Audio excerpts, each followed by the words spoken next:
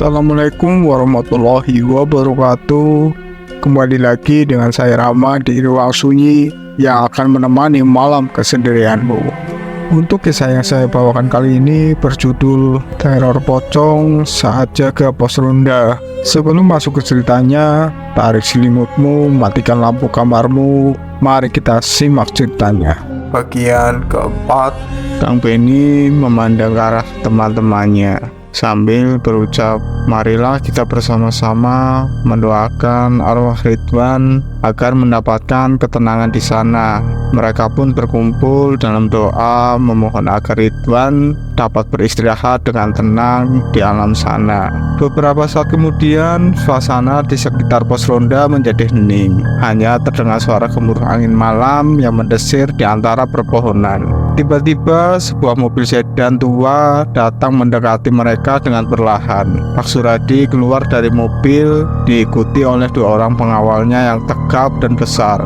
Anto melihat kejadian itu dan bertanya pada Kang Benny, "Kang, kenapa Pak Suradi kesini?" Kang Benny menepuk bahu Anto, mencoba menenangkan suasana. "Udah, tenang aja, gak apa-apa," ucapnya seraya melangkah mendekati Pak Suradi yang sudah berdiri di depan mereka. Pak Suradi dengan ramah menyapa mereka dan Kang Benny mempersilahkan Pak Suradi untuk duduk di kursi kosong di sebelah mereka. Pak Suradi membuka obrolan tentang isu-isu teror pocong di kampung dan kabar tentang dirinya melakukan pesugihan pocong. Wajahnya terlihat serius, bahkan sedikit marah karena merasa tidak terima dituduh seperti itu. "Dengar ya, saya tidak terlihat dalam hal semacam itu. Semua berita ataupun isu yang berkembang di masyarakat itu semuanya bohong. Ingat itu. Dan kamu, Benny, kamu sebagai ketua RT itu tidak becus dalam memimpin masyarakat. Semuanya itu fitnah," ucap Pak Suradi dengan suara tegas. Ferry agak terpancing emosinya atas perkataan Pak Suradi. Namun Kang Benny segera memintanya untuk tenang. Kang Benny kemudian menjelaskan, "Tidak ada yang menuduh Anda, Pak Suradi. Kami semua sedang berusaha mencari solusi atas masalah teror ini. Dan sebagai ketua RT, saya bertanggung jawab untuk menjaga ketertiban dan keamanan warga sini." Dia kemudian menyindir dengan halus, "Jika memang kabar itu tidak benar, seharusnya Anda tidak perlu emosi, Pak Suradi." Pak Suradi terdiam memikirkan kata-kata Kang Benny. Dia kemudian menghela nafas panjang dan menenangkan dirinya. Tanpa sepatah kata pun, Pak Suradi kembali masuk ke dalam mobil sedan tua bersama pengawalnya. "Sialan, Pak Suradi ngancem kita rupanya," ucap Anto. Namun Ferry segera menanggapinya, "Kita nggak boleh takut ancaman itu.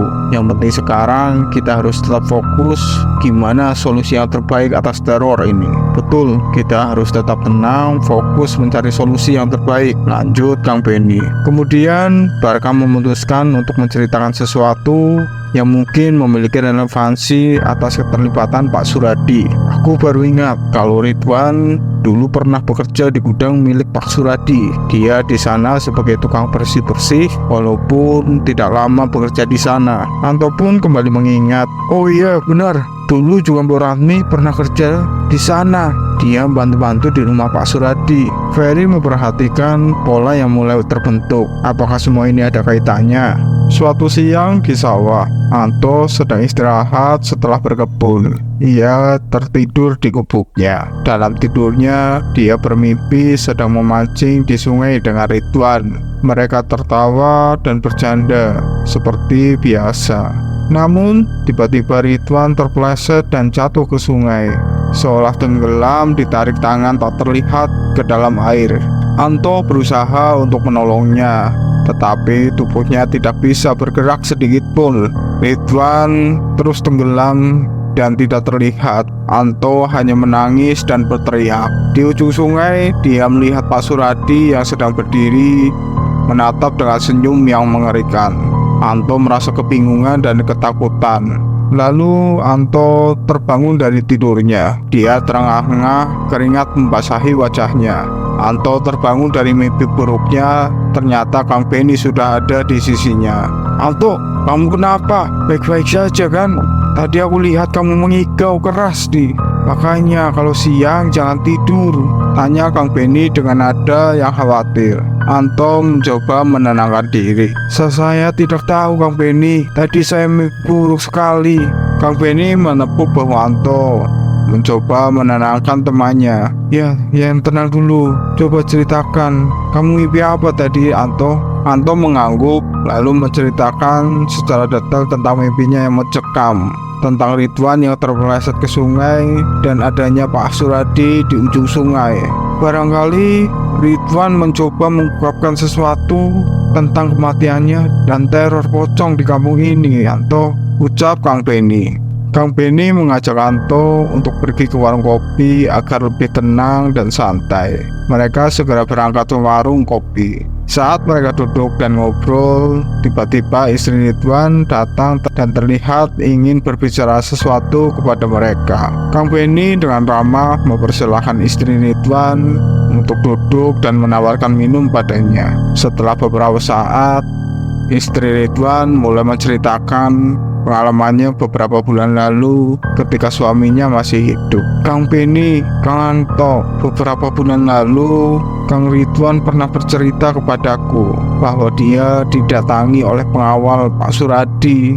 Mereka mengancamnya agar diam dan tidak menceritakan apapun.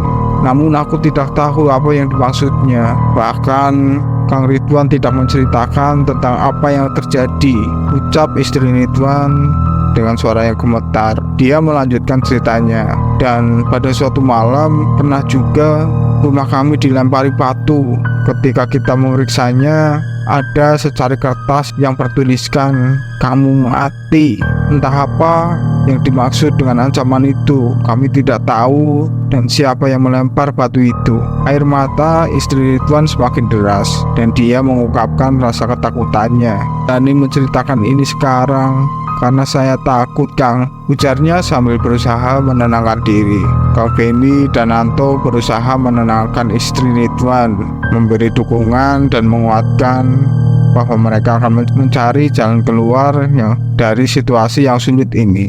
Istrinya Kang Ridwan berpikir kalau suaminya itu disantet oleh Pak Suradi. Istrinya dia juga kembali bercerita kalau kemarin malam anak dari Mbok Ratmi ke rumah dan bercerita kalau dulu Mbok Ratmi pernah bercerita saat Mbok Ratmi masih bekerja di rumah Pak Suradi. Mbok Ratmi pernah melihat Pak Suradi membawa sesajen di sebuah kamar yang tidak boleh siapapun masuk. Istri Ridwan berpikir siapapun yang diteror pocong itu akan menjadi target dan meninggal kemudian, seperti kondisi suaminya dan Mbok Ratmi yang diteror oleh pocong kepala buntung itu. Kang Benny dan Anto kaget atas yang diceritakan istri Ridwan. Semua misteri ini nampak mulai muncul kebenarannya. Saat mereka mengobrol, tiba-tiba Ferry datang. Ferry berkata dengan cemas dan terbata-bata kalau ada bahaya serta mengajak Kang Benny dan Anto mengikutinya. Mereka segera meninggalkan warung kopi dan mengikuti Ferry menuju depan gudang Pak Suradi. Ketika mereka tiba di sana, terlihat beberapa warga lainnya sudah berkumpul dengan ekspresi yang penuh dengan amarah dan cemas. Ada apa ini, Fer? Tanya Kang Benny mencoba mencari tahu situasi yang sebenarnya. Ferry menceritakan kalau tercium bau busuk yang asalnya dari gudang. Terlihat mencurigakan karena gudang itu ditutup ketat dan dijaga oleh para pengawalnya Pak Suradi. Iya, Kang, lihat ini, cium baunya. Ada bau busuk keluar dari gudang Pak Suradi. Saya pikir kita harus melihat apa yang sedang terjadi di dalam. Kang Benny berusaha menjaga agar situasi tetap terkendali. Namun, keadaan semakin memanas ketika para warga mulai merasa curiga dengan bau busuk yang tercium dari dalam gudang Pak Suradi. Tenang bapak-bapak, kita harus tetap tenang. Kita nggak boleh melanggar hukum, ujar Kang Benny berusaha meredakan ketegangan. Tetapi kekhawatiran dan rasa ingin tahu warga sudah mencapai puncaknya. Mereka tidak bisa lagi menahan diri untuk mengetahui apa yang sebenarnya terjadi di dalam gudang itu. Dengan marah, mereka akhirnya mendobrak pintu gudang dan masuk ke dalamnya. Kang Benny dan Anto segera mengamankan situasi dengan meminta warga untuk berhati-hati dan tidak main hakim sendiri. Sementara itu, 2 penjaga gudang yang ada di sana diamankan untuk ditanyai lebih lanjut nantinya. Ketika Kang Benny dan warga lainnya masuk ke dalam gudang, betapa terkejutnya mereka saat melihat 3 jenazah yang tampak seperti pocong digantung tanpa kepala di dalam gudang tersebut. "Mereka itu istrinya Pak Suradi, Kang Benny," ucap Anto sambil menunjuk 3 jenazah itu. "Apa yang sebenarnya terjadi? Ini adalah sesat," kata Kang Benny. Beberapa warga terlihat kaget, sementara yang lainnya marah dan ingin segera menemui Pak Suradi. Kang Benny segera berusaha meredakan emosi mereka. "Tenang bapak-bapak, tenang. Hal ini harus ditangani dengan bijak dan sesuai dengan hukum. Kita harus melaporkan ini ke pihak yang berwajib dan biarkan mereka yang menangani kasus ini," ucap Kang Benny. Namun, beberapa warga yang geram atas kelakuan Pak Suradi. Mereka menuju rumah Pak Suradi dan mencari Pak Suradi. Diketahui bahwa Pak Suradi telah kabur dari rumahnya. Kemarahan mereka memuncak. "Sialan, Suradi kabur," ucap Ferry dengan nada yang marah. Warga yang nampak emosi dan geram karena Pak Suradi tidak ada dan telah melakukan pesugihan pocong itu. Warga dengan emosi membakar rumah Pak Suradi. Beberapa saat kemudian pihak kepolisian datang dan mengamankan TKP.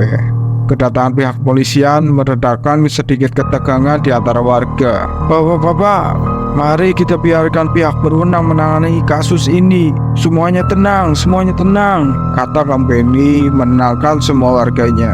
Beberapa minggu berlalu tanpa adanya insiden teror pocong yang menakutkan lagi di kampung itu. Suasana mulai kembali tenang dan damai. Warga bisa melanjutkan aktivitas mereka seperti biasa. Sungguh lega rasanya ya, gak ada lagi teror pocong di kampung ini, ujar Kang Benny sambil menyeruput kopinya. "Ya betul banget, kurang ajar itu Pak Suradi. Semoga dia dapat balasannya." Tiba-tiba Ferry datang sambil tersenyum lebar. Kang, kalian tahu nggak informasinya? Tahu nggak kalau polisi berhasil menangkap Pak Suradi? Dia tertangkap di Jawa Timur." Kang Benny dan Anto kaget.